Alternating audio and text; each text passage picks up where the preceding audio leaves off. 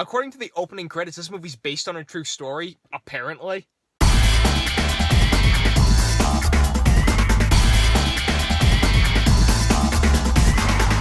Mike and Dave Need Wedding Dates. Here we go.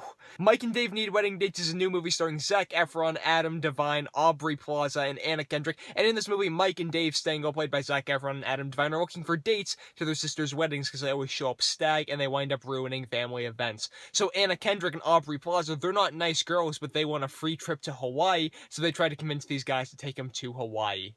That sounds kind of repetitive, but whatever. And me being the optimist that I am, let me go through the things I liked in this movie first. First of all, Zac Efron and Anna Kendrick had really good chemistry on screen together. I thought the two of them were really sweet. From the first time they meet to the very last scene in the movie, I thought they worked really well together all the way throughout. Also, Anna Kendrick, I thought, had the most thorough arc in the movie, like where her character started, where her character ended, I thought was really good.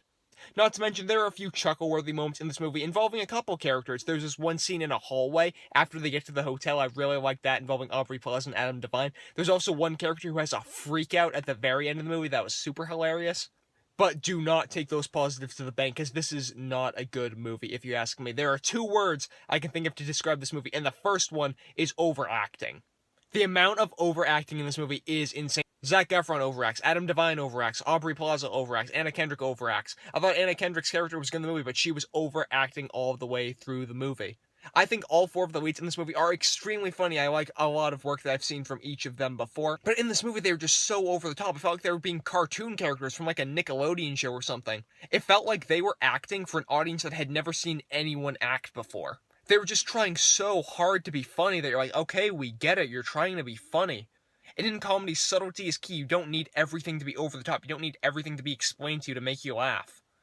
In this movie, I felt like everything wasn't subtle. I felt like everything was being explained to me, and that just took away from the experience. The other word I used to describe this movie is pointless.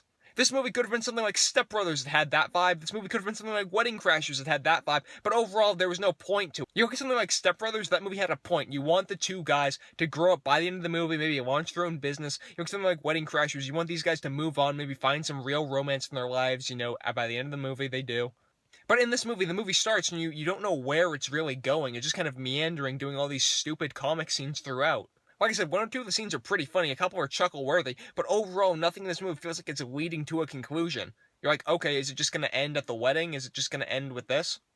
Not to mention, the pacing is really off in this movie. The first 20 minutes feel rushed, the last 20 minutes feel really slow.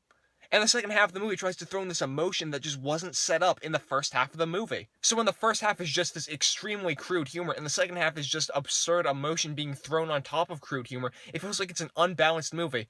Not to mention all its overacting, not to mention jokes that just don't hit at some points.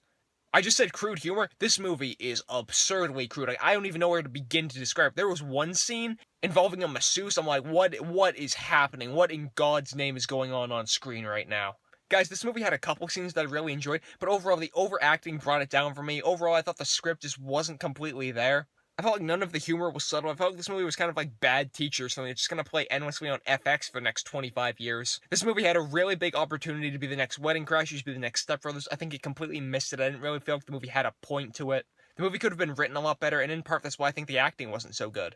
So guys, at the end of the day, it had a couple good scenes, but overall, Mike and Dave Need Wedding Dates was not as funny as I was hoping it could be, and I'm going to end up giving it a D+. I don't recommend you check this one out. Luckily, I was able to see it a little bit early, warn you guys in advance that you should not be checking it out. But those are just my thoughts on Mike and Dave Need Wedding Dates. If you guys end up checking out this movie, be sure to leave your thoughts in the comment section down below. I can definitely see if you enjoy this movie, if it's your type of humor, it's just not for me. You guys can follow me on Twitter. I am at John M. Hayeck. You guys can go over to mymoviethoughts.com if you want to see some more posts from me. Be sure to subscribe to this YouTube channel if you want to see a lot more posts from me. You guys can click anywhere on screen to do that. Be sure to like this video, share it around with some friends, and as always, thank you guys so much for watching.